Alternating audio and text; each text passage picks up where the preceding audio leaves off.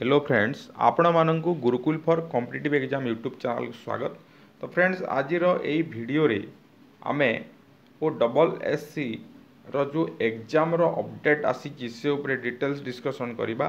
तो फ्रेंड्स ता पूर्व आपण यदि चैनल को सब्सक्राइब करना निहाती भावे सब्सक्राइब करंतु एवं जॉब अपडेट पाइबा पाई एवं कॉम्पिटिटिव एग्जाम प्रिपरेशन पाई आपण हमर टेलीग्राम चैनल जॉइन करि पारिबे। तो फ्रेंड्स चलतु आमे आलोचना करबा आज जो एग्जाम अपडेट आसी से विषय रे।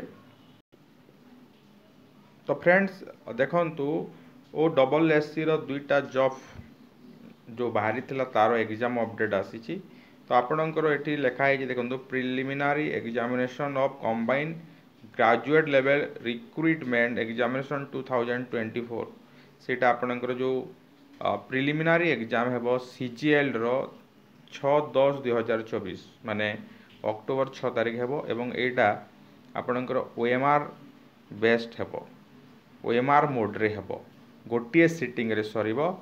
तो आपण 6/10/2024 रे एटा दे पारिबे एवं यार डिटेल्स जल्दी आपणकर वेबसाइट रे अपलोड हेबो। तो आउ गोटे जो जॉब रो एग्जाम अछि से विषय में आलोचना करिबा। तो आउ गोटे आमे देखिबा ओ डबल एससी रो जो एग्जाम अपडेट आसी।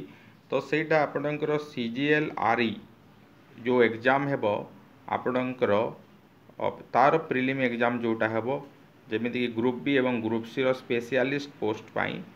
तो तार एग्जाम सेटा मध्य ओएमआर मोड रे हेबो एवं 30 टी जिल्ला रे सेटा हबो सीजीएल एग्जाम प्रिलिमिनारी मध्य 30 टा जगह रे हबो 30 टा जिल्ला रे हबो। तो देखंतु आपणकर जो एई एग्जाम टा आपणकर केबे हबो आपणकर रिपोर्टिंग टाइम रोज 9 AM।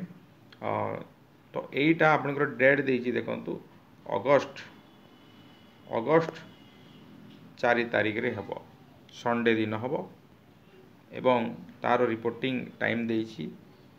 आउ आपणकर एडमिशन लेटर आपण 25/7/2024 रु काढी पारिबे एई वेबसाइट को जाइकी। तो निहाती भावे आपण प्रिपेयर हुंतु अगस्त जेहेतु एग्जाम अच्छी एवं आम चैनल सहित निहाती भावे कनेक्ट होकर रुहंतु।